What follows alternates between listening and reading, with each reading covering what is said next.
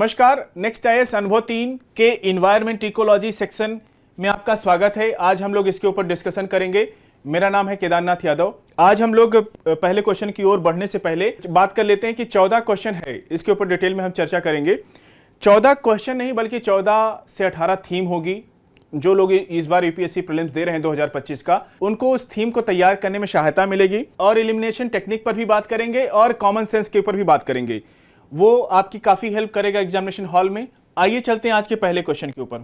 Question number 30 है।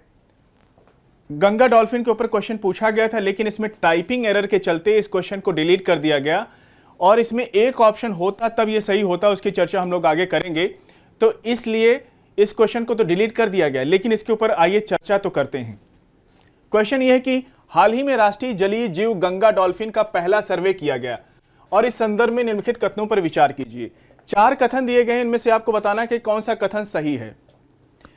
पहला कथन है गंगा डॉल्फिन भारत में पाई जाने वाली एकमात्र, कॉमन सेंस की बात है कि एकमात्र अलवणीय जल यानी फ्रेश वाटर की ये डॉल्फिन है।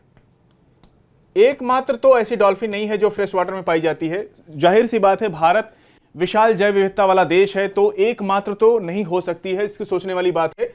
गंगा डॉल्फिन के अलावा भारत में सिंधु डॉल्फिन भी पाई जाती है और भारत में इरावदी डॉल्फिन भी पाई जाती है, जो बंगाल की खाड़ी के पास चिल्का झील में, और फिर तो इसलिए एकमात्र नहीं होगी। हालांकि इरावदी ये साल्टी वाटर में पाई जाती है, लवणीय जल में पाई जाती है, इसलिए पहला कथन तो गलत हो जाएगा, एकमात्र नहीं है। और भी डॉल्फिन पाई जाती हैं भारत में।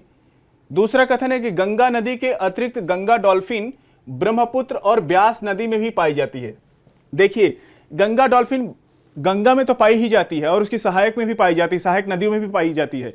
ब्रह्मपुत्र में भी गंगा डॉल्फिन मिलती है और ब्रह्मपुत्र के सहायक में भी मिलती है, लेकिन ब्यास नदी जो है ये सिंधु की सहायक नदी है, इसलिए यहां पे सिंधु डॉल्फिन मिलती है। और इसीलिए जो गणना की गई, जो पहला सर्वे है, यहां पे ब्यास में केवल 3 डॉल्फिन मिली है और ये चिंताजनक स्थिति है। इसलिए सरकार ने कहा कि यहां पे हमें डॉल्फिन को बढ़ाने की आवश्यकता है। आगे उसकी चर्चा करेंगे। तो ये दूसरा कथन भी गलत हो जाएगा। अब क्या है कि तीसरा कथन है गंगा डॉल्फिन व्यवहारता अंधी होती है तथा अपने शिकार को पकड़ने के लिए अल्ट्रासोनिक साउंड का उपयोग करती है। यह कथन बिल्कुल सही है। अल्ट्रासोनिक साउंड के द्वारा क्या करती है कि अपने माइंड में इमेज बनाती है और उसके जरिए फिर वो अपने शिकार को पकड़ती है। यह कथन सही होगा। और चौथा कथन है गंगा डॉल्फिन की नवीनतम, यहां जनगणना नहीं होना चाहिए, गणना होनी चाहिए, सेंसस किया गया है, के अनुसार बिहार राज्य में इसकी सर्वाधिक संख्या पाई जाती है। तो बिहार नहीं है, यहां पे उत्तर प्रदेश है पहले नंबर पे, लगभग यहां 2397 यूपी में पाई जाती है, 2220 बिहार में, उसके बाद फिर पश्चिम बंगाल में, फिर आगे असम में पाई जाती है। इस तरीके से क्रम था। तो यह कथन भी गलत हो जाएगा, चौथा भी।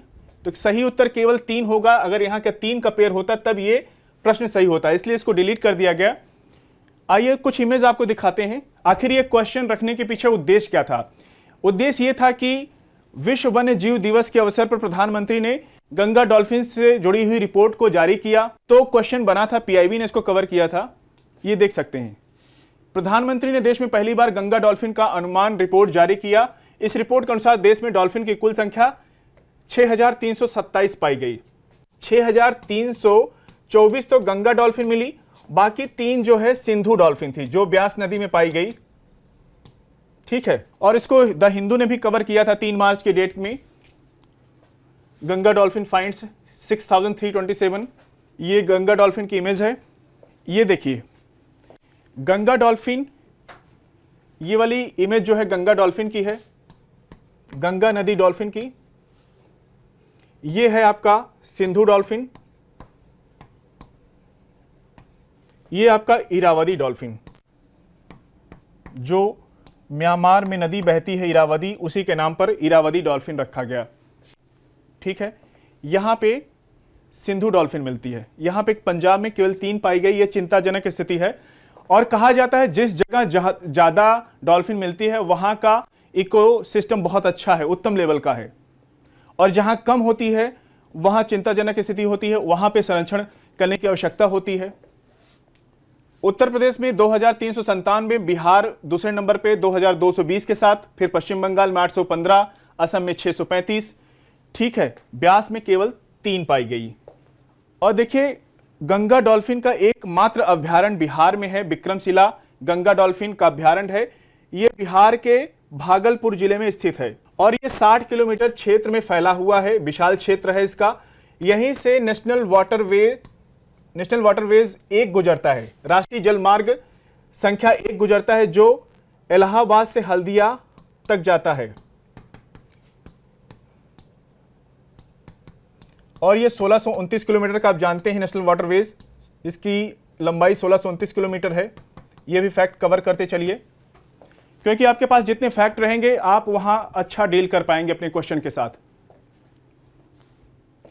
और इसको डॉल्फिन को international union of conservation of nature IUCN ने इसको इंडेंजर्ड और यानी संकटग्रस्त की सूची में सूचीबद्ध किया है। और भारतीय वन्यजीव अधिनियम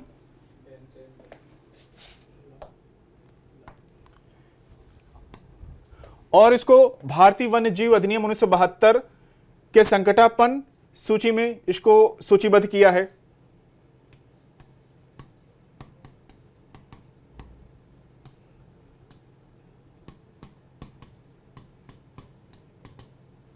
ठीक है, अगले क्वेश्चन की ओर बढ़ेंगे। देखिए डॉल्फिन के ऊपर यूपीएससी लगातार क्वेश्चन पूछता रहा है। अगर ये कहें कि डॉल्फिन यूपीएससी का फेवरेट टॉपिक है तो कोई अतिशयोक्ति नहीं होगी। जब 2009 में अक्टूबर के महीने में इसको भारत सरकार ने राष्ट्रीय जलीय जीव घोषित किया था, तो यूपीएससी ने 2015 में क्वेश्चन पूछा था। आइए दिखाते हैं आपको। ये 2015 में क्वेश्चन था कि निम्नलिखित में कौन सा एक भारत का राष्ट्रीय जलीय जीव प्राणी है। गंगा डॉल्फिन सही उत्तर था। फिर 4 साल बाद 2019 में क्वेश्चन पूछता है यूपीएससी। 2019 में पूछता है इरावदी डॉल्फिन कहां की है। चंबल में तो पाई ही नहीं जाती, यही आपको बताना था। और इस बार बहुत उम्मीद है कि यूपीएससी क्वेश्चन पूछ सकता है, क्योंकि पहली बार गणना रिपोर्ट आई है, सेंसस आई है, तो बहुत इंपॉर्टेंट है आपके लिए ये थीम, ये तैयार करना डॉल्फिन के ऊपर। हर एंगल से तैयार कर लीजिए। अगले क्वेश्चन की ओर बढ़ेंगे। अगला क्वेश्चन है क्वेश्चन नंबर 31। निम्नलिखित कथनों पर विचार कीजिए। असर्शन दिया गया है, फिर रीजन दिया गया है। असर्शन यह है कि विशालकाय ओरफिश और एंगलर फिश जैसे गहरे समुद्री जीवों का सतह के निकट दिखाई देना एक सामान्य घटना है। सामान्य घटना नहीं है, क्योंकि विशालकाय ओरफिश कभी कभी ही सतह पे दिखाई देते हैं, जिससे उनके डायल वर्टिकल माइग्रेशन पैटर्न यानी दैनिक ऊर्ध्वाधर प्रवास द्वारा समझाया गया है। तो पहले समझ लेते हैं कि आखिर क्या होता है डायल वर्टिकल माइग्रेशन। देखिए डायल वर्टिकल माइग्रेशन होता क्या है। ये डायल से बना है, ये डायल निकला है डेली से, जो डेली यानी दैनिक क्रियाएं होती हैं वहां से, और डेली को डिवाइड किया गया है 24 घंटे की साइकिल में, 12 घंटे दिन का और 12 घंटे रात का। ठीक है, यहां पे रीजन में अगर आप देखेंगे तो ये जो है एक इमेज, एक पीपीटी के माध्यम से आपको हम समझाते हैं। ये आप देख सकते हैं, डायल का मतलब डे, वर्टिकल मतलब अप डाउन, ऊपर फिर नीचे, माइग्रेशन मतलब मूवमेंट होता है। देखिए फूड की तलाश में केवल हम मनुष्य ही नहीं माइग्रेट करते हैं। जैसे मान लीजिए मैं उदाहरण के रूप में मैं प्रयागराज उत्तर प्रदेश से दिल्ली में आया, तो ना केवल मनुष्य ही माइग्रेट करता है बल्कि पशु पक्षियों को तो आपने देखा होगा, लेकिन डीप वाटर के अंदर जो रहने वाली छोटी मछलियां और जू प्लांक्टन पाए जाते हैं वो क्या माइग्रेट करते हैं फूड की तलाश में। कब करते हैं आप देख सकते हैं इस इमेज में। जैसे ही यहां पे नाइट का टाइम होता है, रात्रि का समय शुरू होता है, तो ये माइग्रेट करते हैं, ऊपर चढ़ते हैं, ऊपर जाते हैं, और जैसे ही सुबह होती है तो फिर माइग्रेट, क्योंकि सुबह क्या है कि बड़े जीव से बचने के लिए, उनका बड़े जीव शिकार न बनाने या बड़ी मछली उनको खा ना जाए, उससे बचने के लिए छोटी मछलियां या जू प्लांक्टन माइग्रेट करते हैं नीचे की तरफ, और फूड की तलाश में, खाने की तलाश में ये आते हैं यहाँ ऊपरी सतह पे, जल के ऊपरी सतह से, और डीप वाटर में रहते हैं ये। इस इमेज से और समझ सकते हैं। अगली पीपीटी आपको दिखाते हैं। ये आप देख सकते हैं, छोटी मछलियाँ जू प्लांक्टन हैं। ये देखिए, ये वर्टिकली माइग्रेट कर रहे हैं। ये रात का टाइम होता है, सूर्य जो दिखा रहा है ये दिन का समय है, और फिर ये रात का। ये वर्टिकली माइग्रेट करते हैं, भोजन की तलाश में आते हैं ऊपर रात में, और फिर जैसे सुबह होती फिर नीचे माइग्रेट करते हुए नीचे आ जाते हैं। फिर अगले दिन रात का समय, जैसे शाम का समय शुरू होता है, तो फिर ये ऊपर की तरफ बढ़ते हैं अपने भोजन की तलाश में। ये देखिए, एपोलॉजिक जोन इसको बोला जाता है, जो सनलाइट जोन, जहां पे सन की किरणें पहुंचती है, सूर्य की किरणें यहां पे पहुंचती हैं।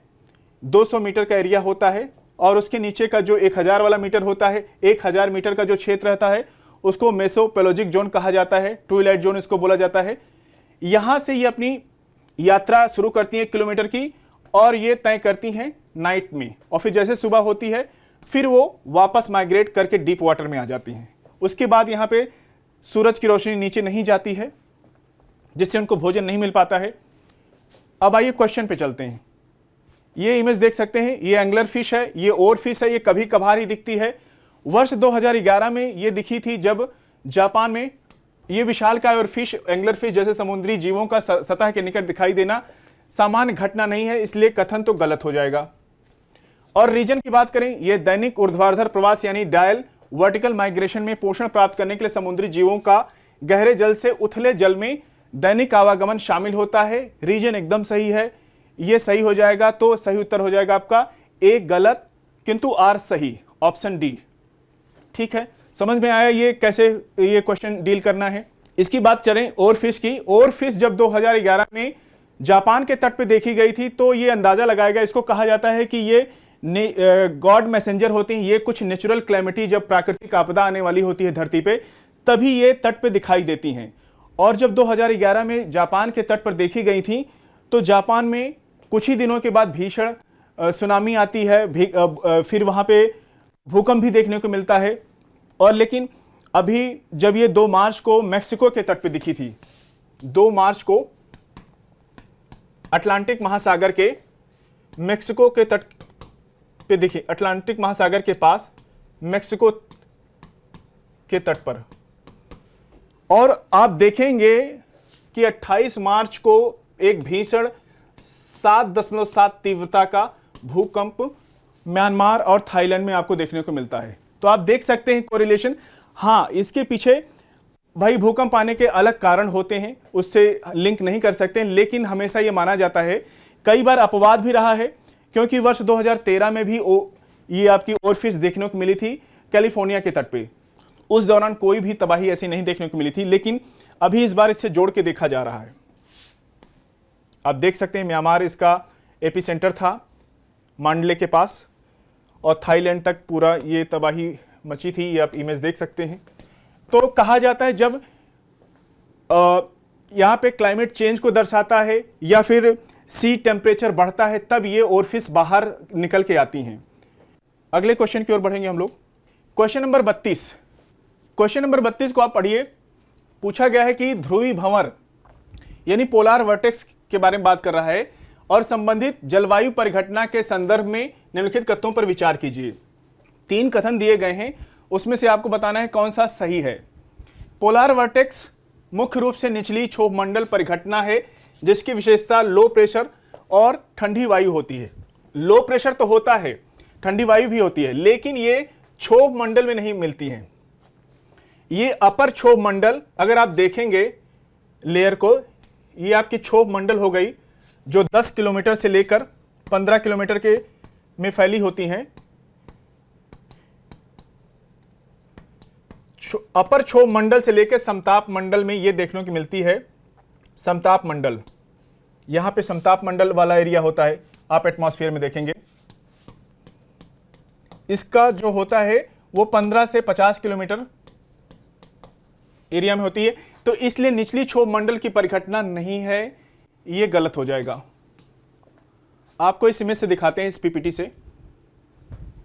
ये आखिर क्वेश्चन क्यों रखा गया था, देखिए।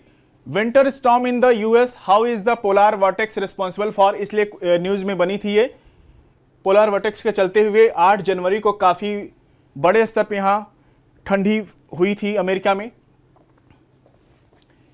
ये देख सकते हैं पोलर वर्टेक्स, ये क्या है, उत्तरी ध्रुव पोल का हिस्सा होता है। यहां पे भंवर आता है, जैसे आपने देखा होगा यहां का प्रेशर लो होता है और ठंड बहुत अधिक होती है। ये जब पोलर वर्टेक्स होता है तो यहां पे प्रेशर कम होता है और ये ठंडा रीजन होता है, यहां पे अधिक ठंड होती है और दाब कम होता है। जैसे भारत में साइक्लोन आता है, वहां पे दाब कम होता है, प्रेशर कम होता है। और ये इस इमेज से आप देख सकते हैं 30 miles above the surface of the earth, जो पृथ्वी की सतह होती है उससे लगभग 30 माइल्स, यानी 30 माइल्स का मतलब बात करें 48 किलोमीटर के आसपास धरती से ऊपर, वहां पे ये सर्किल नुमा में ये पोलर वर्टेक्स बनता है। ठीक है, और फिर होता क्या है, कि जब ये स्टेबल पोलर वर्टेक्स होता है लेकिन स्ट्रॉन्ग जेट स्ट्रीम के चलते ये कोल्ड एयर और फैलती है, तो ये जो जेट होता है ये इसको साउथ की तरफ धकेलता है इसको, तो वार्म नीचे की ओर जब आती है तो इस नॉर्थ पोल के आसपास जितने भी देश होते हैं, नजदीक होते हैं, वहां पे काफी ठंड देखने को मिलती है। इसीलिए ये न्यूज चर्चा में थी और इससे प्रभावित हुए थे कनाडा, अमेरिका और आपका यूरोप के देश और कुछ एशिया के देश। अब आइए चलते हैं क्वेश्चन की ओर। क्वेश्चन पूछ रहा है कि पोलर वर्टेक्स मुख्य रूप से क्षोभ मंडल में, ये तो पहला स्टेटमेंट गलत हो जाएगा। दूसरा है पोलर वर्टेक्स रात्रि जेट स्ट्रीम को सीमा निर्धारित करने में महत्वपूर्ण भूमिका निभाता है, तो ये कथन एकदम सही हो जाएगा। ठीक है, और तीसरा कथन है एक कमजोर पोलर वर्टेक्स अंटार्कटिका में ओजोन क्षरण प्रक्रिया को तीव्र करता है, तीव्र नहीं करता है, ये कमजोर करता है क्षरण प्रक्रिया को। ठीक है, इसलिए तीसरा कथन भी गलत हो जाएगा। इसका सही उत्तर होगा ऑप्शन सी, केवल 2। अगले क्वेश्चन की ओर बढ़ेंगे। अगला क्वेश्चन 33 नंबर पूछा है, डाइटम के संबंध में निम्नलिखित तत्वों पर विचार कीजिए। ये जलीय पारिस्थितिकी तंत्र में एक प्राथमिक उत्पादक होते हैं। देखिए, जो अपना भोजन स्वयं बनाते हैं वो क्या होते हैं, प्राथमिक उत्पादक होते हैं। बिल्कुल सही बात है ये। और ये ऑक्सीजन उत्पादन में महत्वपूर्ण भूमिका निभाते हैं, जो वैश्विक ऑक्सीजन उत्पादन का लक्षण 1/4 का हिस्सा है। यह भी है कथन सही। नाइट्रोजन स्थिरीकरण और उनकी क्षमता के कारण डाइटम का उपयोग जैव उर्वरक उत्पादन में बड़े पैमाने पर किया जाता है। ये नहीं सही है, ये गलत है। क्यों? आइए इस पीपीटी से आप समझते हैं, आपको समझाते हैं। ये देखिए डाइटम्स हैं, यूनिसेलुलर एल्गी होते हैं, ये एक कोशिकीय एल्गी होते हैं, शैवाल होते हैं, आप देख सकते हैं इस इमेज में। और ये समुद्री जल में 1/4 जल में लाखों डाइटम हो सकते हैं, लाखों डाइटम की संख्या में मिलते हैं, ये लाखों की संख्या में। ये अपना भोजन प्रकाश संश्लेषण यानी फोटोसिंथेसिस की प्रक्रिया द्वारा बनाते हैं। डाइटम स्वपोषी होते हैं। जब स्वपोषी होते हैं तो ये क्या होंगे, प्राथमिक उत्पादक भी होंगे ये। और इनको छोटी मछलियां खाएंगे, छोटी मछलियों को बड़ी मछलियां खाएंगे, बड़ी मछलियों को और बड़ी मछलियां खाएंगे। तो फूड चेन भी यहां पे जुड़ी हुई है, फूड चेन इसमें शामिल है। ठीक है, और ये डाइटम क्या है, हमारे वायुमंडल में भारी मात्रा में ऑक्सीजन पहुंचाते हैं। तो अब आइए चलते हैं क्वेश्चन की ओर। यही तो पूछ रहा है कि ये ऑक्सीजन उत्पादन में महत्वपूर्ण भूमिका निभाते हैं, जो वैश्विक ऑक्सीजन का उत्पादन में 1/4 हिस्सा होते हैं, इसलिए सही है। पहला है जलीय इकोसिस्टम में ये प्राथमिक उत्पादक होते हैं, ये भी सही है। तो सही उत्तर हो जाएगा आपका क्या, 1 और 2, ऑप्शन सी। अगले क्वेश्चन की ओर बढ़ेंगे हम लोग। अगला क्वेश्चन नंबर 34 है। इसमें पूछा गया है बिग कैट के संदर्भ में निम्नलिखित कथनों पर विचार कीजिए। 3 कथन दिए गए हैं, उसमें से आपको बताना है कि कौन सा कथन सही है। ठीक है, इसमें पूछ रहा है बिग कैट आखिर चर्चा में क्यों आई, क्यों इसके ऊपर क्वेश्चन बनाया गया है। देखिए 25 जनवरी को बिग कैट के ऊपर न्यूज आती है, भारत में इसका सचिवालय खुलता है और भारत सरकार इसमें काफी काम कर रही है बिग कैट के ऊपर। तब ये न्यूज में आई थी, पीआईबी ने इसको कवर किया था। ये देखिए, अंतरराष्ट्रीय बिग कैट अलायंस यानी आईबीसीए आधिकारिक तौर पर एक पूर्ण संधि आधारित इंटरनेशनल ऑर्गेनाइजेशन के रूप में लागू हुआ है। हाँ, 23 जनवरी को आईबीसीए और इसका सचिवालय एक पूर्ण संधि आधारित अंतर सरकारी संगठन और अंतरराष्ट्रीय कानून इकाई बन गया है। इसलिए ये इंपॉर्टेंट हो सकता है यूपीएससी बिग कैट के ऊपर क्वेश्चन पूछे, बहुत संभावना, क्योंकि प्रधानमंत्री मोदी जी कई बार इसका जिक्र कर चुके हैं। क्वेश्चन यह है कि शेर एकमात्र बड़ी बिल्ली है, बिग कैट है, जो बड़े समूहों में नहीं रहता है। यह कथन गलत है। क्यों गलत है? क्योंकि देखिए, शेर ही एक ऐसा जानवर है जो बिग कैट है, जो ग्रुप में रहता है, और ग्रुप में रहता है, लगभग 14 से 15 के झुंड में रहता है। और इसके झुंड को, ये नर और मादा और इनके बच्चे साथ में रहते हैं, इनके झुंड को कहा जाता है प्राइड। याद रखिएगा, हो सकता है प्राइड से जुड़ा हुआ क्वेश्चन भी पूछ ले, किस जानवर के लिए प्राइड यूज होता है, तो आप यहां से तैयार रहिएगा। इमेज में दिखाते हैं कैसे झुंड में रहते हैं आपको। ये देखिए, ये नर है, ये नर शेर है, ये मादा है, उसकी वाइफ और इसके छोटे बच्चे, और ये 14 से 15 के झुंड में रहते हैं, और इनके झुंड को प्राइड कहा जाता है। और देखिए, कुत्ते और जो भेड़िए झुंड में रहते हैं, उसको कहा जाता है पैक। हो सकता है इसके ऊपर क्वेश्चन ना पूछ करके कुत्तों और दूसरे जानवरों के पूछ ले, तो इनके ग्रुप में रहने वाले के को याद रखिएगा नाम पैक। अब आइए क्वेश्चन की ओर बढ़ते हैं। तो इसलिए एकमात्र बड़ी बिल्ली है जो समूहों में रहता है, यह गलत हो जाएगा। पहला स्टेटमेंट तो गलत हो जाएगा। दूसरा है स्नो लेपर्ड यानी हिम तेंदुआ बड़ी बिल्लियों में सबसे बड़े होते हैं। देखिए, हिम तेंदुआ लेपर्ड बड़ा नहीं होता है आपका साइबेरियन टाइगर यानी अमूर टाइगर, वो बड़ा होता है। ये इमेज में दिखाते हैं आपको, इसलिए दूसरा कथन भी गलत हो जाएगा। ये है बिग कैट की इमेज, जिसमें टाइगर है, लायन है, जगुआर है, लेपर्ड है, पूमा है, चीता है, स्नो लेपर्ड है। 7 बिल्लियां इसमें बिग कैट में शामिल होती हैं। भारत में पूमा नहीं पाया जाता है, भारत में जगुआर नहीं पाया जाता है, ये केवल साउथ अमेरिका में पाया जाता है। ठीक है। और बिग कैट में अगर कोई बड़ी होती सबसे, तो वो होता है आपका साइबेरियन टाइगर, अमूर टाइगर। आप देख सकते हैं इस इमेज को, ये सबसे बड़ा बिग कैट में होता है, इसलिए दूसरा स्टेटमेंट गलत हो जाएगा। कह रहा है स्नो लेपर्ड, स्नो लेपर्ड की जगह अगर ये साइबेरियन टाइगर होता तब सही होता। और तीसरा कथन है व्हाइट टाइगर बाघ की एक उप प्रजाति है, सब स्पेसीज है। देखिए, सफेद टाइगर है, ये सब स्पेसीज नहीं है। ये क्या है कि इसके जो फर होता है, जो इसका खाल होती है,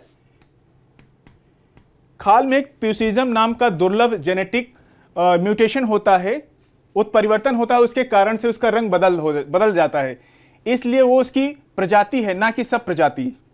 तीसरा कथन भी गलत हो जाएगा। अगर इसकी जगह अमूर टाइगर होता या मलायन टाइगर होता या साउथ चाइना टाइगर होता तो ये कथन सही होता। आपको इमेज में दिखाते चलें सब स्पेसीज जो टाइगर के हैं। ये देखिए 9 सब स्पेसीज ऑफ टाइगर है, जिसमें है ये सुमात्रन टाइगर है, फिर आपका ये अमूर टाइगर साइबेरिया का जो है, ये साउथ चाइना टाइगर है, ये सब स्पेसीज है, ये है आपका मलायन टाइगर, ये सब स्पेसीज है। क्वेश्चन की ओर बढ़ते हैं। ठीक है, इसलिए व्हाइट टाइगर क्या है? टाइगर की सब स्पेसीज नहीं है, म्यूटेशन के कारण उसका रंग बदलता है, उत्परिवर्तन के कारण बदलता है। तीनों कथन जब गलत हो जाएंगे तो सही उत्तर हो जाएगा ऑप्शन डी, इसमें से कोई भी नहीं। ठीक है, अगले क्वेश्चन की ओर बढ़ें। क्वेश्चन नंबर 35 में पूछा है ग्लोबल मैराइन रिस्टोरेशन पैराडाइम यानी वैश्विक समुद्री पुनर्स्थापन प्रतिमानों के आलोक में निम्नलिखित में से कौन सा से आर्टिफिशियल रीफ के लाभ हैं? आर्टिफिशियल रीफ के बारे में पूछ रहा है और ये कह रहा है कि प्राकृतिक आवासों की प्रतिकृति करते हैं जो जल के नीचे क्षेत्रों में पारिस्थितिक वहन क्षमता यानी इकोलॉजिकल कैरिंग कैपेसिटी को पुनर्स्थापित करने में मदद करते हैं।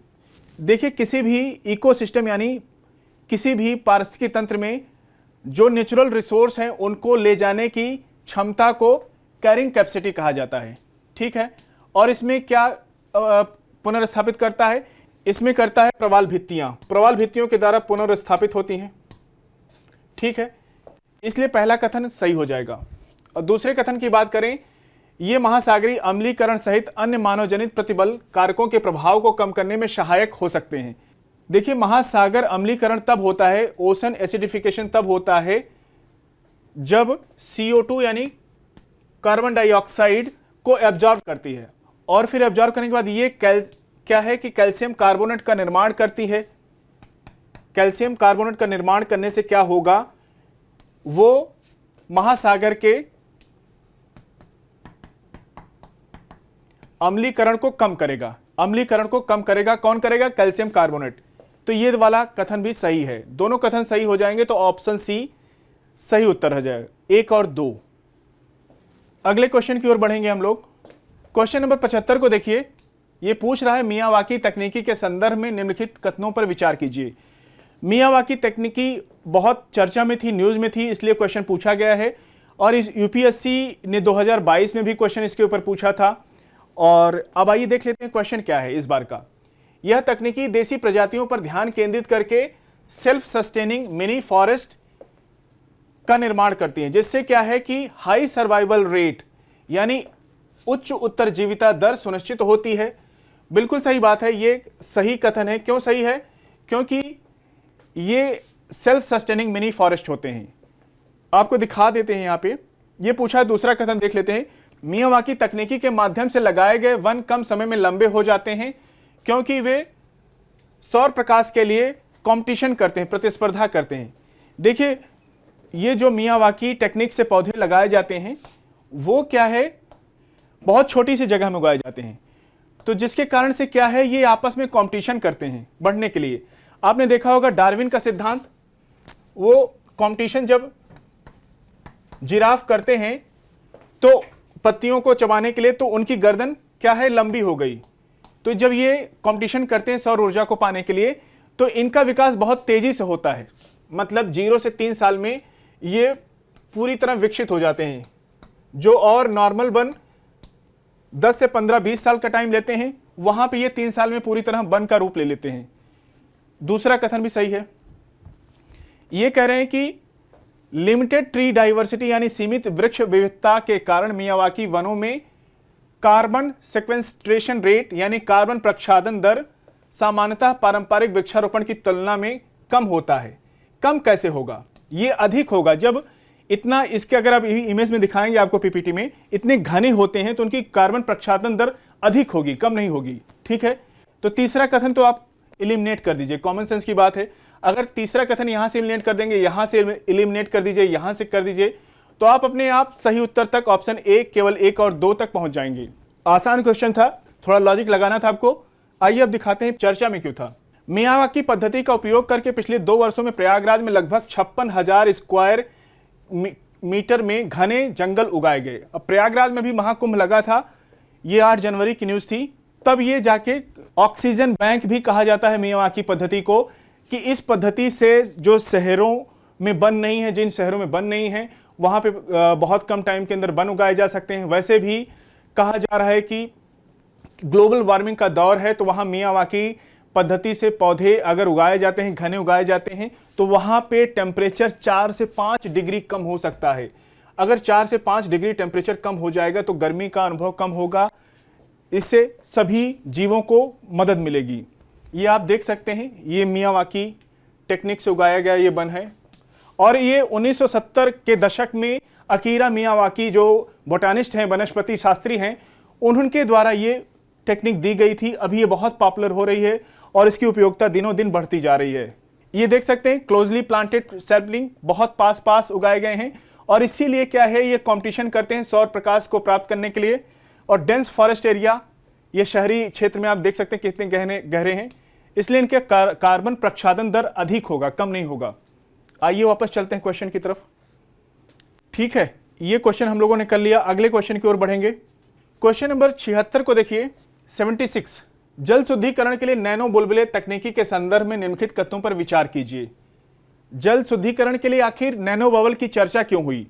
ये क्योंकि न्यूज में था।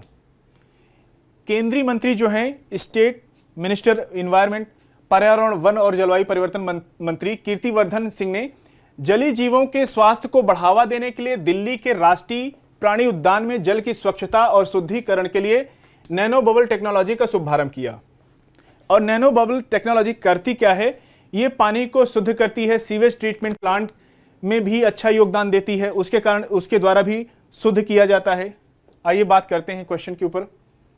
नैनो बुलबुले तकनीकी के संदर्भ में निम्नलिखित कथनों पर विचार कीजिए। यह कह रहा है कि उच्च पृष्ठ तनाव के कारण नैनो बुलबुले बड़े बुलबुले की तुलना में अधिक तेजी से विघटित होते हैं। तो ये क्या है कि बड़े बुलबुले की तुलना में विघटित नहीं होते बल्कि सस्टेन करते हैं। क्यों? आपने अपने बचपन में देखा होगा, अपने साबुन के फेन से जब बुलबुले उगते हैं तो जो छोटे बुलबुले होते हैं आपने देखा होगा बड़े बुलबुले की तुलना में ये जल्दी फट जाते हैं। बड़े बुलबुले ये क्या है, लंबे टाइम तक सस्टेन करते हैं। इसलिए क्या है, ये पहला कथन गलत हो जाएगा। नैनो बुलबुले ऑक्सीजन स्थानांतरण दक्षता को बढ़ाते हैं जिससे कि जैविक प्रदूषकों के विघटन में सहायता मिलती है। बिल्कुल सही बात। नैनो बुलबुले क्या करते हैं, ऑक्सीजन स्थानांतरण दक्षता को बढ़ाते हैं, ठीक है।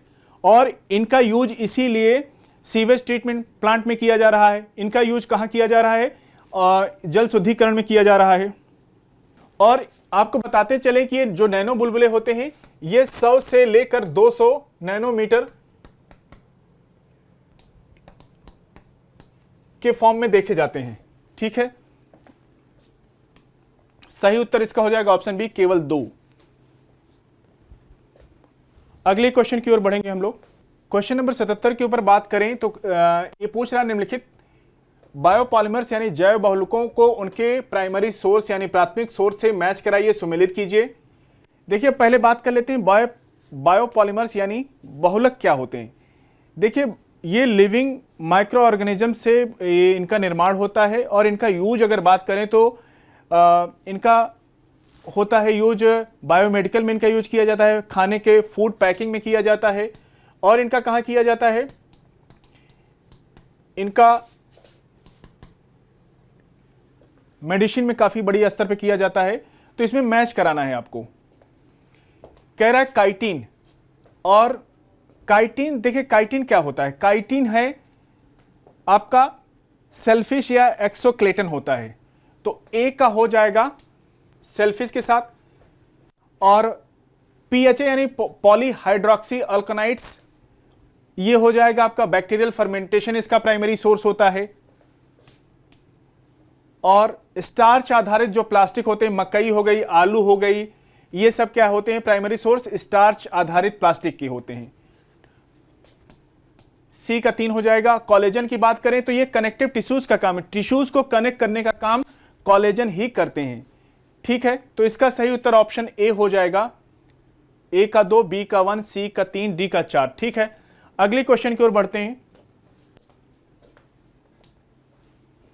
क्वेश्चन नंबर 78 पूछा है निम्नलिखित प्लांटों पर विचार कीजिए। पादपों पर 3 प्लांट के नाम दिए गए हैं, अल्फा अल्फा, चना, सोयाबीन। उपयुक्त में से कितने पादप वायुमंडलीय नाइट्रोजन स्थिरीकरण यानी एटमॉस्फेरिक नाइट्रोजन फिक्सेशन में योगदान करते हैं। देखिए जितने भी लेगूम वाले प्लांट होते हैं वो सभी नाइट्रोजन फिक्सेशन में योगदान देते हैं। आइए इस पीपीटी के माध्यम से आपको समझाते चलें। आप देख सकते हैं ये मटर, ये है आपका रूट नोड्यूल लेग्यूम प्लांट। इस तरह के जितने भी पौधे होते हैं नाइट्रोजन फिक्सेशन में योगदान देते हैं, चाहे एजोटोबैक्टर हो या एनाबीना हो, मटर हो या फिर मूंगफली हो। इसलिए अल्फा भी होगा, ये नाइट्रोजन स्थिरीकरण में योगदान देगा। चना भी, चना क्या है कि ये रिच मात्रा में इसमें प्रोटीन मिलता है, फाइबर मिलता है। और ये भारत के अलावा साउथ अफ्रीका, दक्षिण अफ्रीका,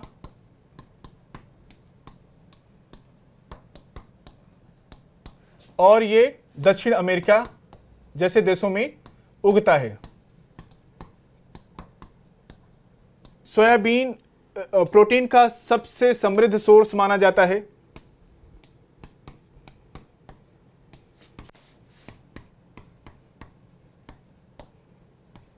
इसलिए सोयाबीन भी सही होगा और इसका उत्तर हो जाएगा ऑप्शन सी, सभी 3, ठीक है। अगले क्वेश्चन की ओर बढ़ेंगे।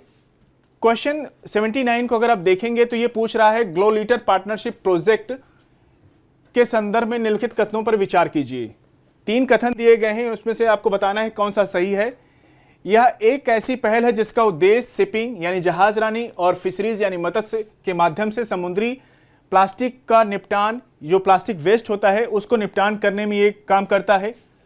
बिल्कुल सही है, क्योंकि ग्लो लीटर पार्टनरशिप प्रोजेक्ट में भारत शामिल हुआ है, ये सही है कथन। और इसे अंतर्राष्ट्रीय समुद्री संगठन यानी आईएमओ और फूड एंड एग्रीकल्चर ऑर्गेनाइजेशन यानी खाद्य एवं कृषि संगठन द्वारा संयुक्त रूप से इसको क्रियान्वित किया जा रहा है। दोनों मिलकर इसको क्रियान्वित कर रहे हैं ग्लो-लीटर पार्टनरशिप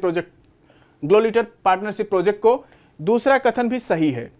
तीसरा है भारत ग्लो-लीटर पार्टनरशिप परियोजना में सहभागी देश है। बिल्कुल सही है, क्योंकि इस परियोजना का नोडल एजेंसी भारत की मत्स्य मंत्रालय है। ठीक है, तीसरा कथन भी सही हो जाएगा। तीनों सही है, यहां पे ऑप्शन डी सही उत्तर होगा। क्वेश्चन नंबर 80 को देखिए। 80 क्वेश्चन नंबर है आपके बायोडायवर्सिटी के ऊपर, और ये एनसीईआरटी बेस्ड क्वेश्चन है, आसान है अगर आप इसको करेंगे। क्वेश्चन पूछ रहा है कि बायोडायवर्सिटी यानी जैव विविधता के विभिन्न स्तरों के संदर्भ में निम्नलिखित कथनों पर विचार कीजिए। भारत में आम की अनेक किस्मों की उपस्थिति जेनेटिक डाइवर्सिटी यानी आनुवंशिक विविधता का उदाहरण है। बिल्कुल सही बात है। जेनेटिक डाइवर्सिटी के कारण ही भारत में देखिए अलग अलग राज्यों में अलग अलग नामों से उगते हैं। भारत उत्तर प्रदेश में बात करें तो दशहरी और तोतापरी आंध्र प्रदेश में, और क्या कहते हैं सुवर्ण रेखा आपका गुजरात में। अभी आपको इमेज भी दिखाते हैं, ये देख सकते हैं। इंडियन मैंगो वैरायटी अलग अलग, महाराष्ट्र में अल्फांसो इनको बोला जाता है। फिर यहाँ पे कर्नाटक में तोतापरी होता है, और ये बेंगापल्ली आंध्र प्रदेश में ये वाला आम देख रहे हैं, इसकी साइज कैसे हो सकती है, ना गोली है ना चौकोर है। ये दशहरी उत्तर प्रदेश का प्रसिद्ध है, आमों का राजा दशहरी को कहा जाता है। ये सब उदाहरण है जेनेटिक डाइवर्सिटी के। ठीक है, पश्चिम बंगाल का हिमसागर है, फिर गुजरात का केसर है, फिर लंगड़ा है, उत्तर प्रदेश का अंबिका है, उत्तर प्रदेश का। तो ये सब उदाहरण है। ठीक है, वापस चलते हैं क्वेश्चन की ओर। कह रहा है कि मैंगो की अनेक किस्में उपस्थित हैं जो जेनेटिक डाइवर्सिटी का उदाहरण है। भारत में 1000 आमों की किस्में पाई जाती हैं, उसका कारण होता है जेनेटिक डाइवर्सिटी यानी आनुवंशिक विविधता। ठीक है, और ऐसे 50,000 चावल के किस्में मिलती हैं, धान की किस्में, वो भी जेनेटिक डाइवर्सिटी का ही उदाहरण है।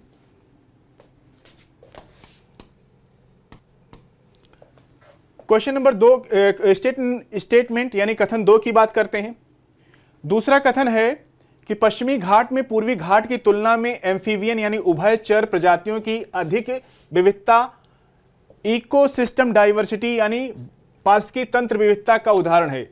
देखिए, ये पश्चिमी घाट और पूर्वी घाट में जो एम्फीबियन प्रजाति होती हैं, ये इकोसिस्टम डाइवर्सिटी का उदाहरण नहीं है, ये स्पेसीज डाइवर्सिटी का उदाहरण है। अगर जाति विविधता होती, यहां लिखा होता, तब यह सही होता, उसका उदाहरण है, ना कि इकोसिस्टम डाइवर्सिटी का। इकोसिस्टम डाइवर्सिटी का उदाहरण तो उसकी ये होता है, जैसे आप भारत की अगर बात करें, प्यारा भारत की मैप बनाते चलें, अगर भारत के इकोसिस्टम डाइवर्सिटी की बात करें तो भारत में आप देखते हैं कि यहां पे इकोसिस्टम डाइवर्सिटी का पार्ट होंगे भारत के ये थार रेगिस्तान, इस रीजन में जो रेगिस्तान है, और यहां पे जो मैंग्रोव गुजरात में पाया जाता है वो इकोसिस्टम डाइवर्सिटी का उदाहरण होंगे, और यहां पे वेस्टर्न घाट में जो वर्षा वन पाए जाते हैं वो इकोसिस्टम का उदाहरण होंगे, और यहां पे मैंग्रोव बंगाल की खाड़ी में मिलता है, आंध्र प्रदेश में मिलता है, फिर तमिलनाडु में मिलता है। ये सब क्या है, लैगून हो गए, एस्चुरीज हो गए, और आपका वेटलैंड हो गए, ये सब इकोसिस्टम डाइवर्सिटी का उदाहरण है, ना कि पूर्वी ये उभयचर एम्फीबियन प्रजाति, ये स्पेसीज डाइवर्सिटी का उदाहरण है। इसलिए दूसरा कथन गलत हो जाएगा और पहला सही हो जाएगा। तो इसका सही उत्तर हो जाएगा ऑप्शन 1 केवल 1। आपको इमेज भी दिखा देते हैं पश्चिम घाट वाली। ये एनसीईआरटी में सारा लिखा है कि जेनेटिक डाइवर्सिटी क्या है, पेज नंबर 237 अगर आप देखेंगे 12th बायोलॉजी की एनसीईआरटी सारा है, वहीं से क्वेश्चन उठाया गया, बेसिक क्वेश्चन था ये। और ये आप देख सकते हैं, ये पश्चिमी घाट की एम्फीबियन है, ये पूर्वी घाट की है। ये जाति स्पीसीज देखिए, यहीं से क्वेश्चन उठाया गया था, ये भिन्नता जातीय स्तर पर है। उदाहरण है पश्चिमी घाट, उभयचर जातियों की विविधता पूर्वी घाट से अधिक है। अगर यहां पे जाति विविधता होती तो स्टेटमेंट सही होता। अब क्या पूछ लिया था, इकोलॉजिकल डाइवर्सिटी पूछ लिया था। ठीक है, इसको पढ़िएगा आप लोग। अगले क्वेश्चन की ओर बढ़ेंगे। क्वेश्चन नंबर 81 है, सामान्यतः देखा जाता है कि bread mould fungus Penicillium bread पर एक पदार्थ उत्पन्न करता है जो विभिन्न प्रकार के बैक्टीरिया यानी जीवाणुओं के विकास को रोकता है। इस प्रकार की स्पेसीज इंटरेक्शन यानी प्रजाति अंतःक्रिया को निम्नलिखित में से किसके द्वारा सर्वश्रेष्ठ रूप से वर्णित किया जाता है? देखिए, जब इस तरह के फंगस पेनिसिलियम क्रिया होती है, इमेज में दिखाते हैं पीपीटी में, ये देख सकते हैं आप, पेनिसिलियम ग्रोइंग ऑन ब्रेड। ये ब्रेड पर आप देख सकते हैं ये पेनिसिलियम उग रहा है, उसके कारण से ये घटना घटित होती है। तो इसका सही उत्तर हो जाएगा एमेंसिलिजियम यानी सहजीविता के कारण, ऑप्शन सी। अगले क्वेश्चन की ओर बढ़ेंगे। आज का हमारा लास्ट क्वेश्चन है हम लोगों का, क्वेश्चन 82 है। पूछ रहा है कि निम्नलिखित युग्मों पर विचार कीजिए, पेयर को मैच कराना है आपको, और ये रिपोर्ट है और कौन सी संस्था जारी करती है ये इसमें बताना है आपको। इस तरह की रिपोर्ट पे भी यूपीएससी लगातार क्वेश्चन पूछता रहा है, तो रिपोर्ट आधारित थीम को भी तैयार कर लीजिएगा, क्वेश्चन पूछ सकता है। पहले अगर बात करें एनवी स्टेट्स इंडिया, अगर आप इसको ध्यान देंगे यहां पे किसका नाम आ रहा है, स्टेट्स, किसका, एनवायरमेंट से रिलेटेड स्टेट्स की बात हो रही है, तो नीति आयोग तो नहीं ही जारी करता होगा, इसको जारी करता है मिनिस्टर ऑफ, इसको स्टैटिस्टिक्स मंत्रालय जारी करता है, भारत का सांख्यिकी मंत्रालय, ठीक है, और जारी करता है। ये गलत हो जाएगा। ये देख सकते हैं EnviStats India 2024 environment accounts पर प्रेस नोट जारी किया, 30 सितंबर 2024 की न्यूज थी, पीआईबी ने कवर किया था इसको, सांख्यिकी मंत्रालय की न्यूज थी ये। और इसमें बताया क्या है कि वर्ष रिपोर्ट के अगर मुख्य बिंदुओं की बात करें तो वर्ष 2000 से 2023 के अवधि के दौरान कुल प्रोटेक्टेड एरिया की संख्या में 72% की वृद्धि हुई है, ये 72% की वृद्धि को दिखा रहा है। और वहीं बात करें कि महासागरीय इकोसिस्टम का एक महत्वपूर्ण उप पारिस्थितिकी तंत्र मैंग्रोव है, जिसमें वर्ष 2013 से 2021 के दौरान लगभग 8% की वृद्धि को ये दिखा रहा है, मैंग्रोव की वृद्धि लगातार हो रही है। इवन तमिलनाडु में तो लगभग 50% की वृद्धि देखी जा रही है मैंग्रोव की।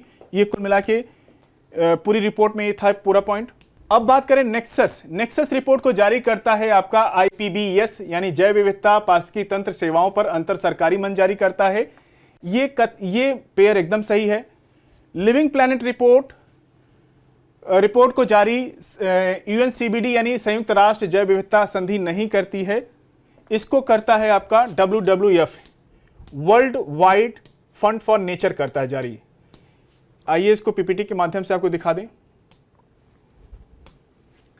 ये देख सकते हैं media releases IPBES nexus report, यही पूछा था, और ये 2024 का WWF 2024 लिविंग प्लैनेट रिपोर्ट, और इसमें देखा गया इस रिपोर्ट में WWF 2024 living planet report details on an average 73% decline in wild life population, वन्य जीवों की जनसंख्या घटी है इस रिपोर्ट के मुताबिक।